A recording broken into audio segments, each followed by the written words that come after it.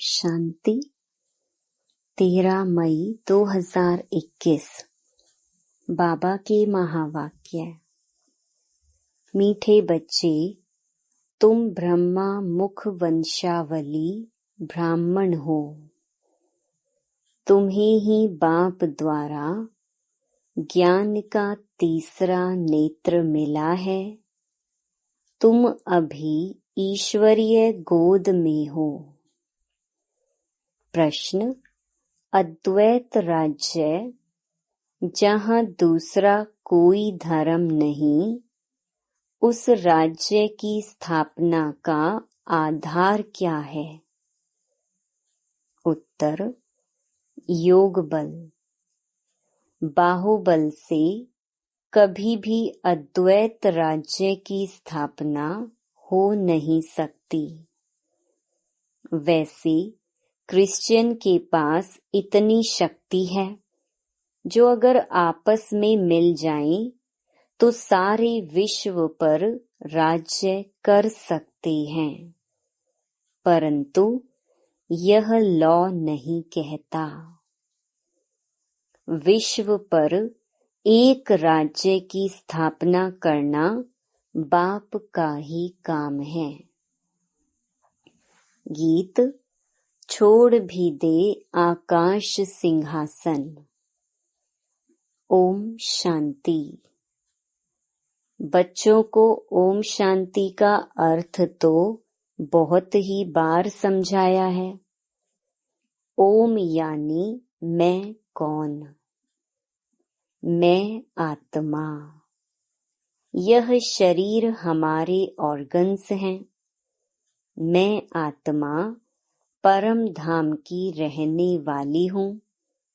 भारतवासी पुकारते हैं कि हे दूर देश के रहने वाले आओ, क्योंकि भारत में अभी बहुत धर्म ग्लानि दुख हो पड़ा है।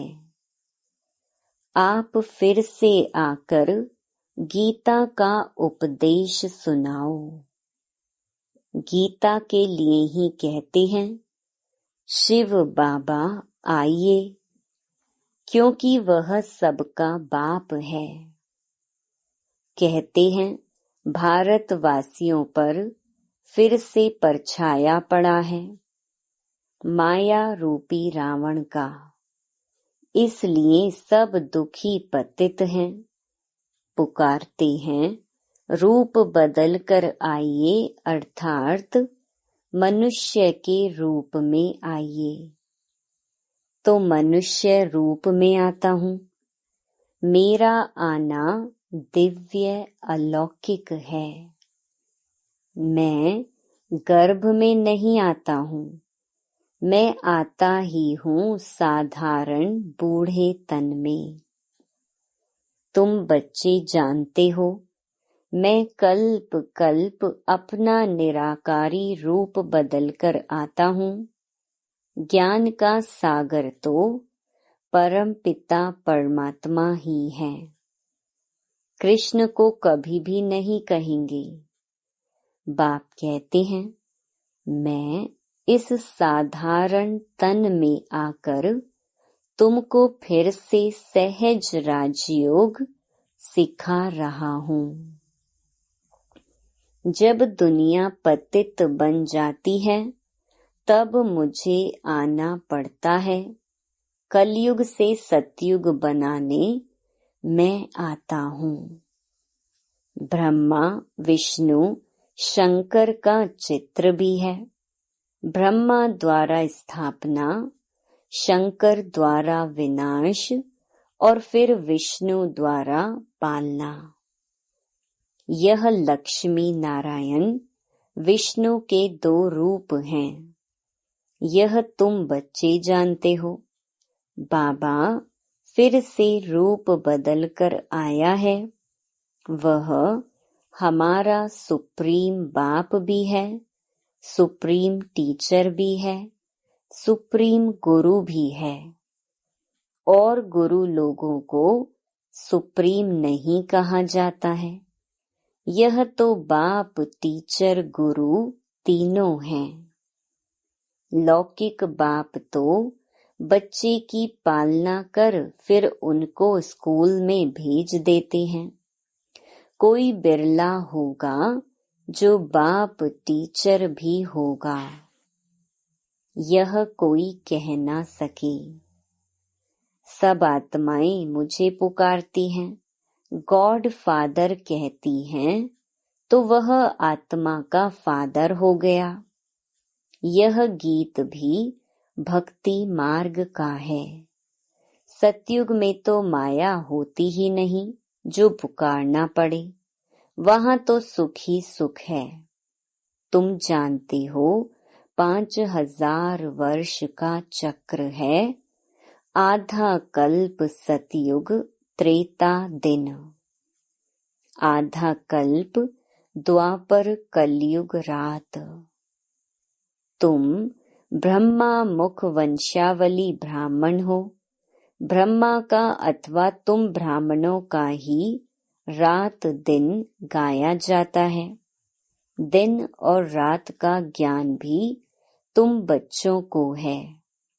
लक्ष्मी नारायण को यह ज्ञान नहीं। अभी तुम संगम पर हो, जानते हो।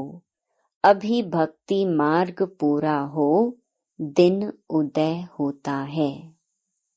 यह ज्ञान अभी तुमको बाप द्वारा मिला है। कलयुग में व सतयुग में यह ज्ञान किसको भी होता नहीं। इसलिए गाया जाता है, ब्रह्मा का दिन ब्रह्मा की रात। तुम अभी सूर्यवंशी चंद्रवंशी राज्य पाने का पुरुषार्थ कर रहे हो।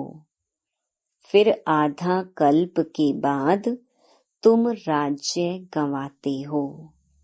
यह ज्ञान तुम ब्राह्मणों के सिवाय कोई को नहीं है। तुम देवताएं बन जाएंगे, फिर यह ज्ञान रहेगा नहीं। अभी है रात्रि, शिवरात्रि भी गाई जाती है, कृष्ण की भी रात्रि कहते हैं, परंतु उसका अर्थ नहीं समझते। शिव की जयंती अर्थात शिव का रीइंकार्नेशन होता है। ऐसे बाप का दिवस कम से कम 1 मास मनाना चाहिए। जो सारी सृष्टि को पतित से पावन बनाते हैं, उनका हॉलिडे भी नहीं मनाते हैं। बाप कहते हैं, मैं सबका लिबरेटर हूँ, गाइड बन सबको ले जाता हूँ। अभी तुम पुरुषार्थ करते हो राजयोग सीखने का। बाप तुमको ज्ञान का तीसरा नेत्र दे रहे हैं। आत्मा का रूप क्या है, यह भी किसको पता नहीं है। बाप कहते हैं, तुम आत्मा न अंगूठे मिसल हो, न अखंड ज्योति मिसल हो। तुम तो स्टार हो, बिंदी मिसल। मैं भी आत्मा बिंदी हूँ, परंतु मैं पुनर्जन्म में नहीं आता हूँ। मेरी महिमा ही अलग है। मैं सुप्रीम होने के कारण जन्म मरण के चक्कर में नहीं आता हूँ। तुम आत्माएं शरीर में आती हो तो 84 जन्म लेती हो। मैं इस शरीर में प्रवेश करता हूँ। यह लोन लिया हुआ है। बाप समझाते हैं, तुम भी आत्मा हो, परंतु तुम अपने को रियलाइज नहीं करते हो कि हम आत्मा हैं। आत्मा ही बाप को याद करती है, दुख में हमेशा याद करते हैं, हे भगवान, हे रहमदिल बाबा, रहम करो। रहम मांगते हो क्योंकि वह बाप ही नॉलेजफुल, ब्लिसफुल, प्योरिटीफुल है। ज्ञान में भी फुल है, ज्ञान का सागर है। मनुष्य को यह महिमा दे नहीं सकते हैं। सारी दुनिया पर ब्लिस करना यह बाप का ही काम है। वह है रचयिता, बाकी सब हैं रचना। क्रिएटर रचना को क्रिएट करते हैं। पहले स्त्री को एडॉप्ट करते हैं, फिर उनके द्वारा रचना रचते हैं, फिर उनकी पालना भी करते हैं, विनाश नहीं करते। यह बेहद का बाप आकर स्थापना, पालना, विनाश कराते हैं। आदि सनातन देवी देवता धर्म की पालना कराते हैं। सतयुग आदि में फट से राजधानी स्थापन हो जाती है और धर्म वाले तो सिर्फ अपना अपना धर्म स्थापन करते हैं। फिर जब लाखों करोड़ों की अंदाज में वृद्धि हो जाती है तब राजाई होती है।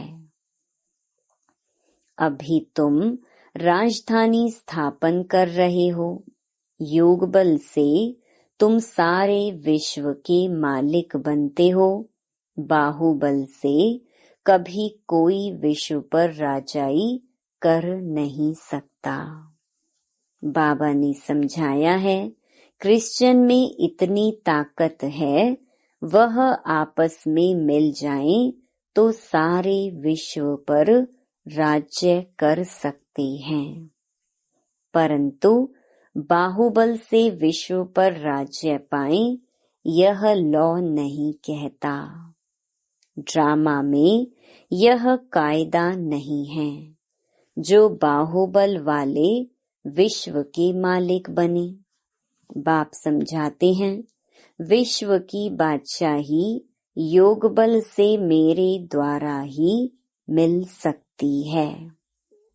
वहाँ कोई पार्टीशन नहीं है। धरती आकाश सब तुम्हारे होंगे। तुमको कोई टच नहीं कर सकता। उनको कहा जाता है अद्वैत राज्य। यहाँ है अनेक राज्य। बाप समझाते हैं 5000 वर्ष बाद तुम बच्चों को यह राजयोग सिखाता हूँ। कृष्ण की आत्मा अब सीख रही है। कृष्ण पहला नंबर प्रिंस था। वह इस समय 84 जन्म के अंत में आकर ब्रह्मा बने हैं। यह बच्चों को समझाया है सृष्टि का चक्र कैसे फिरता है। बाप फिर से स्वर्ग की स्थापना कर रहे हैं। अनेक धर्म विनाश होने हैं जरूर, एक धर्म की स्थापना हो जाएगी। भारत ही 100% सॉल्वेंट धर्म श्रेष्ठ था। देवताओं के कर्म भी श्रेष्ठ थे। उन्हों की ही महिमा गाई हुई है। सर्व गुण संपन्न। पहले पहले पवित्र थे, अभी पतित बने हैं। फिर बाप आकर स्त्री पुरुष दोनों को पवित्र बनाते हैं। रक्षा बंधन का उत्सव इतना क्यों मनाते हैं, यह कोई को पता नहीं है। बाप ने ही आकर प्रतिज्ञा ली थी कि अंतिम जन्म में तुम दोनों पवित्र रहो। सन्यासियों का तो धर्म ही अलग है। ज्ञान, भक्ति और वैराग्य यह तुम्हारे लिए हैं। तुमने देखा होगा पादरी लोग चलते हैं तो आंखें एक तरफ रहती हैं और किसी की तरफ देखते नहीं। नन्स होती है ना, अब वह तो क्राइस्ट को याद करती हैं। कहते हैं क्राइस्ट गॉड का बच्चा था। तुम्हारा कोई सफेद कपड़े आदि से कनेक्शन नहीं है। तुम तो आत्मा हो, नन बट वन। एक को ही याद करना है। सच्ची नन्स तो तुम हो। तुमको वर्षा उस बाबा से मिलना है। उनको याद करेंगे तब ही विकर्म विनाश होंगे। इसलिए बाप का फरमान है, माँ मेकम याद करो। आत्मा का निश्चय न होने कारण नन्स फिर क्राइस्ट को याद करती हैं। गॉड कौन है यह नहीं जानते हैं। भारतवासी जो पहले पहले आते हैं वही नहीं जानते हैं। लक्ष्मी नारायण को यह सृष्टि का ज्ञान थोड़ी है, न वह त्रिकालदर्शी है। त्रिकालदर्शी तुम ब्राह्मण बनते हो। तुमको कौड़ी से बदल हीरे जैसा बाप बनाते हैं। अब तुम ईश्वरीय गोद में हो। तुम्हारा यह अंतिम जन्म बहुत अमूल्य है। भारत की खास, दुनिया की आम तुम रूहानी सेवा करते हो। बाकी वह तो हैं जिस्मानी सोशल वर्कर्स। तुम हो रूहानी। तुमको सिखाने वाला सुप्रीम रूह है। हरेक आत्मा को बोलो, बाप को याद करो। बाप को ही पतित पावन गाया जाता है।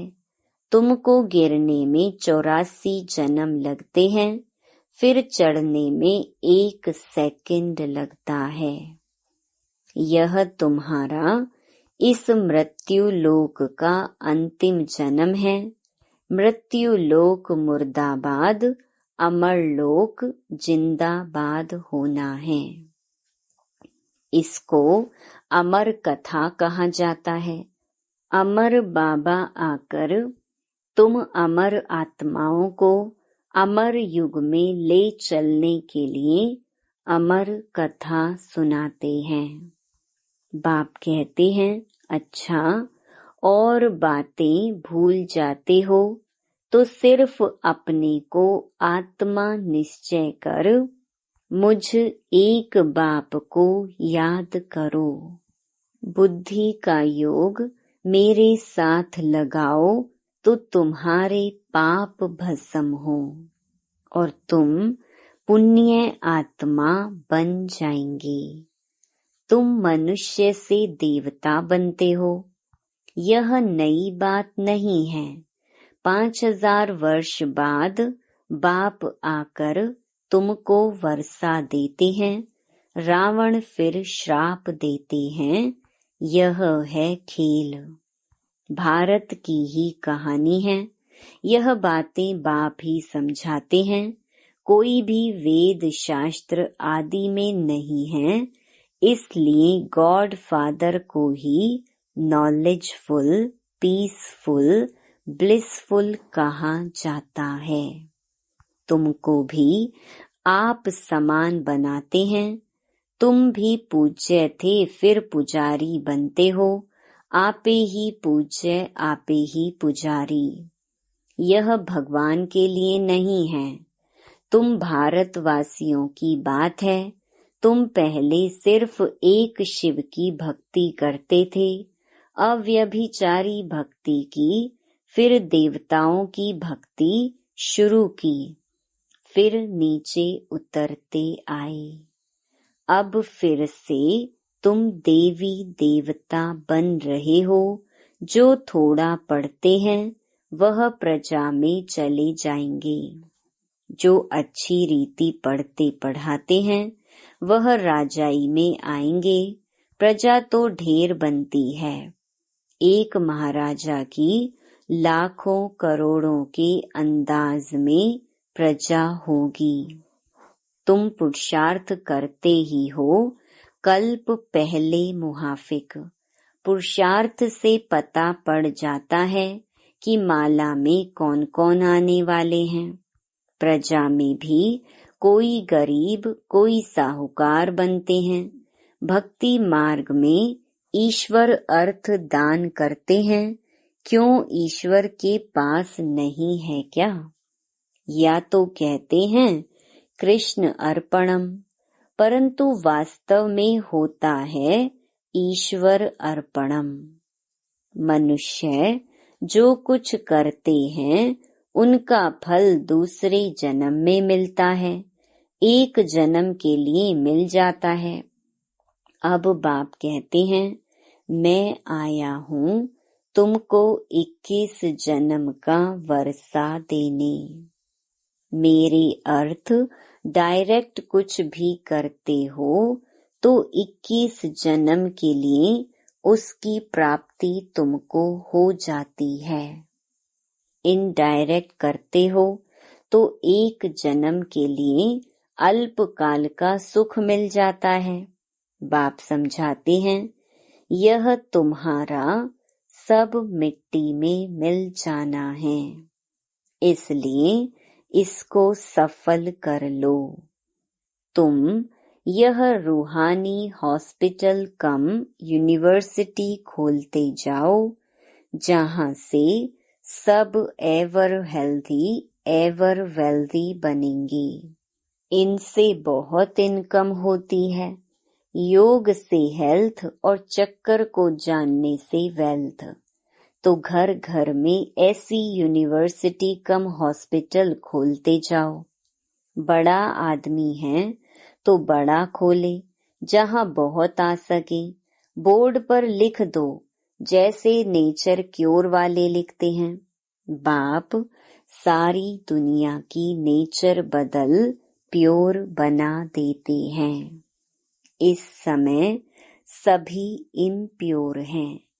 सारी दुनिया को एवर वेल्दी बनाने वाला बाप है, जो अब तुम बच्चों को पढ़ा रहे हैं।